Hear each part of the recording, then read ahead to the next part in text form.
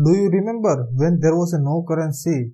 At that time, how person used to sell their products? For example, person A has product X and person B has product Y.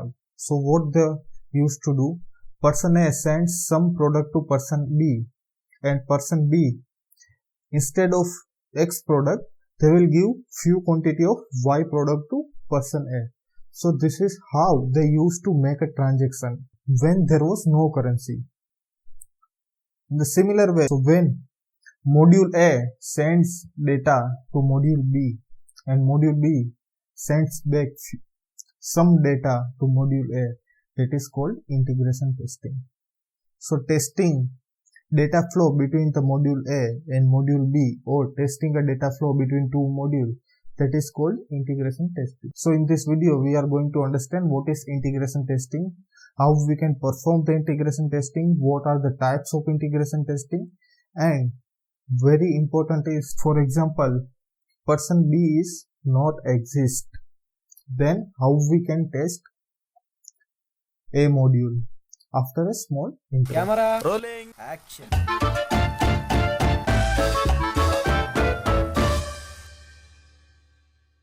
So let's take a real-time example. Nowadays we all are using wallet, or we are sending data online from person A to person B. This is a simple screen of wallet application. First one is a sender screen and another is receiver screen.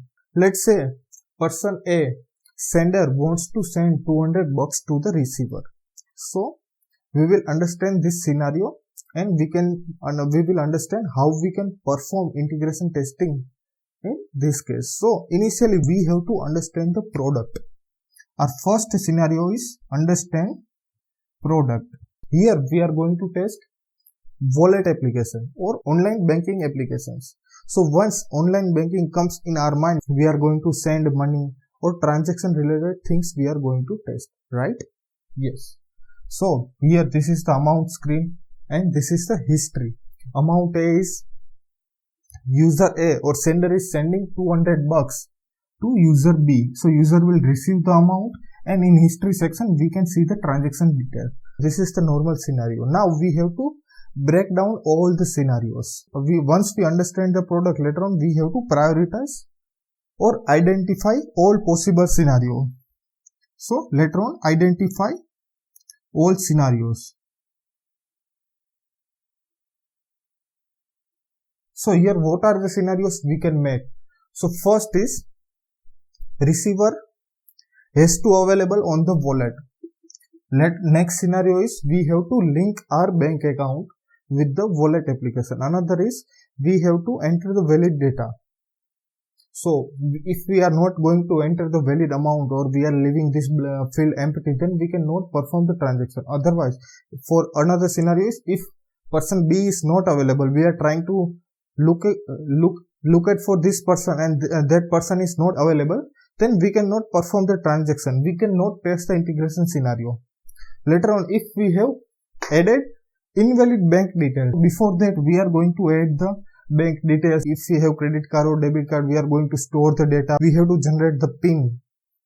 So if we have not performed prior steps, then we cannot perform the transaction.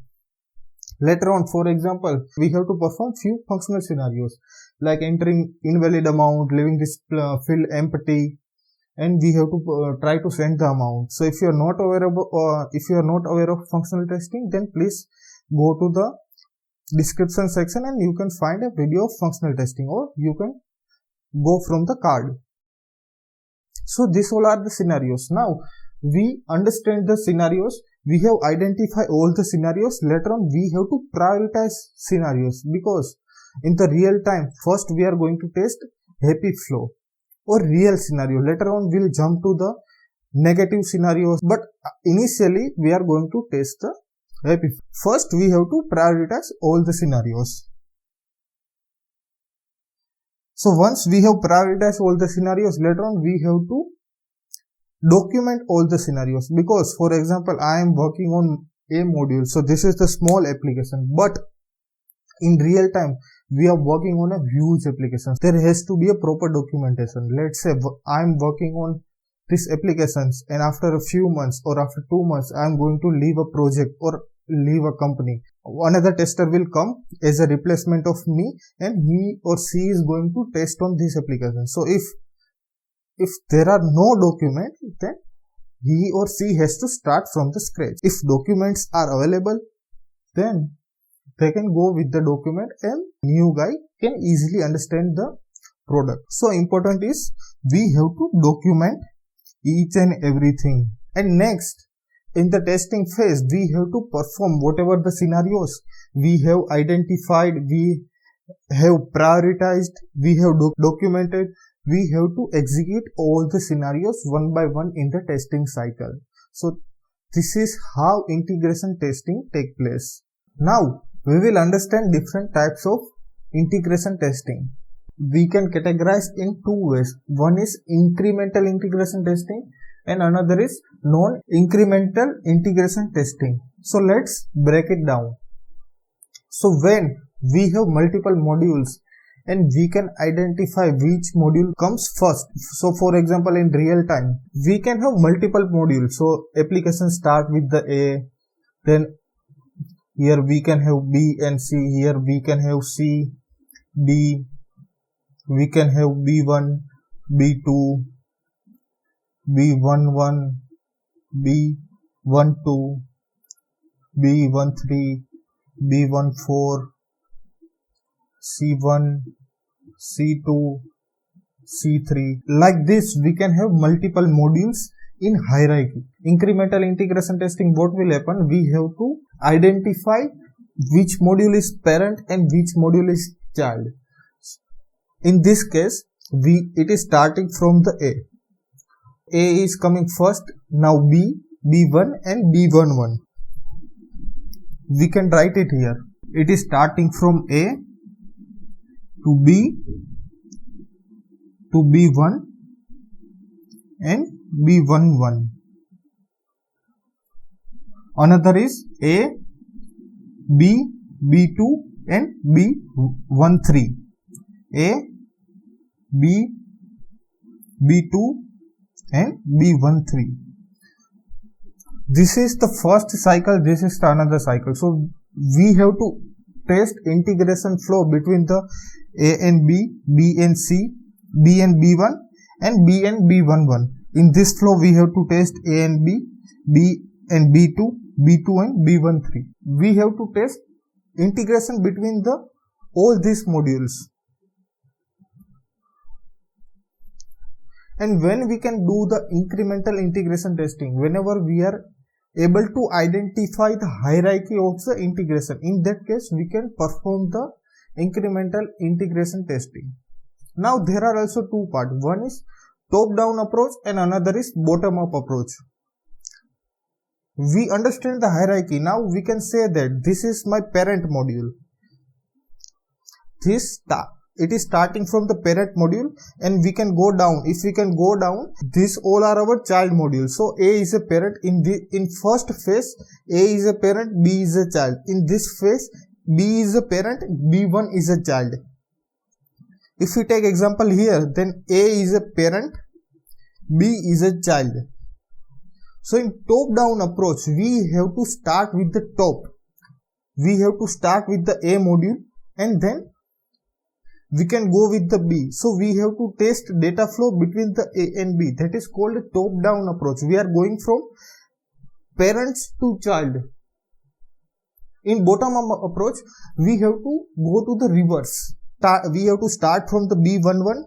We are going to B1. First we are going to check integration between these two flow. Later on, we'll move to from B1 to B. We will test the integration between B1 and B. And later on, we'll move to B to A. We are moving towards parents from child. So that is called bottom up incremental integration testing. Now what is the advantages and disadvantages of these two? In top down incremental integration testing, we are going from the top to down. In this case, we have each and every modules ready. Why? Because we have created entire hierarchy, and whenever we are going to test A module, by that time only we need B module. We are not going to worry about the B or B11. So we can have these two modules and we can perform the top down. Later on, if we are going to test B to B1, in that case we are not worrying about the B11. We can easily test data flow between these two. But in bottom up, whenever we are going to test from B1, from child to parent, B2, so B2 is also parent of someone, then B1 also has parent. So in that case, each and every parent's module should have ready. So if parent modules are not ready, then we cannot start from the bottom. This is the disadvantages of the bottom up approach. Now we understood incremental integration testing. So what is a non-incremental integration testing? Whenever we have complex product and we cannot identify the hierarchy, or one module is integrated with the multiple modules. Let's take an example. We have module A and it is integrated with the B, C, D, E, F is integrated with the G, F1, F2. That is not a particular manner. It is randomly connected with, all the modules are randomly connected with each other. In that case, we have to go with the non-incremental integration testing. We have to test integration flow between the F and G, then F and F1, F and F2. Here there will be a few modules, so we have to test this. A and E, A and B. We have to make different permutation and combination. Biggest drawback of non-incremental testing is we can miss few integrations. For example, there are complex integration. There can be a chance of if we can miss data integration flow between the A and D. This is the biggest disadvantages of the non-incremental testing. Now we can differentiate integration testing into another terms, which is called the positive integration testing and negative integration testing. In this case, what will happen? For example, let's say person A wants to send money to person B. Now we understood earlier the wallet scenario. So in same case, let's say person A is sending $200 to person B. We have to test person B has received 200 or 200 is deducted from the bank account or wallet. This is called positive integration testing. Now what we can test in negative integration testing? Let's say person A has sent $200 but person B is received 300, or here it is deducted 300 or 100 rupees. So we are going to verify it has not deducted some other account instead of 200. So this is called negative integration testing. Now very important question comes. If we are going to test data flow between the two modules, module A and module B, but module A is not available or module B is not available, and I want to test that if module A is working or not, and module B is costing more. If module B is costing more, then first somehow I have to validate module A is working or not.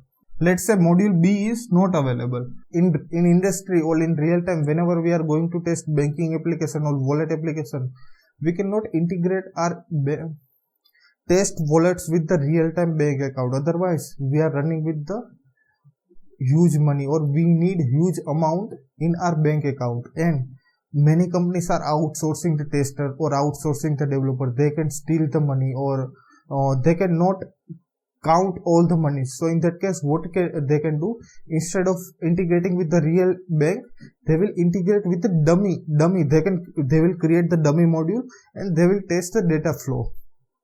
So let's say I have wallet A sender and wallet B receiver. If person A wants to send money $200, in that case person A should have linked bank account, but I don't want to use real bank account. So in that case what I can do, whenever I am going to send money, by that time I will send some acknowledgement message, and this guy will receive some acknowledgement message from the bank or from the wallet.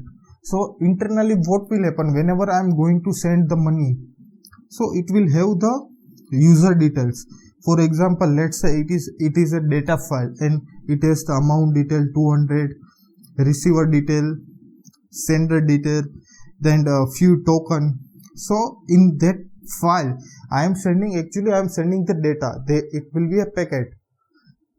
So I have to validate it with the bank. Instead of validating with the bank, I will create some random module, and whenever that particular module will receive this data, it has to receive by the bank. Instead of, I will send to this module, and this module will verify if there is a 4 data available or not. If this 4 data is available, then he will send OK, and amount will transfer to the B. User B also will receive one simple packet with receiver name, amount. Once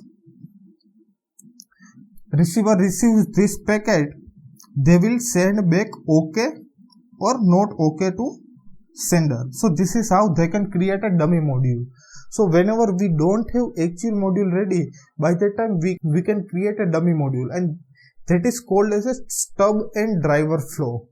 So please note it down. Definition: whenever we don't have real-time modules and we want to test the integration, in that case we can use stub and driver flow.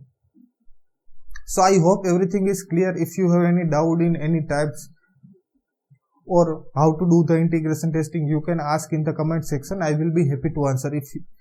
And please don't forget to share or like this video, and please share this video with your friends. Thank you so much. We'll see you in the next video.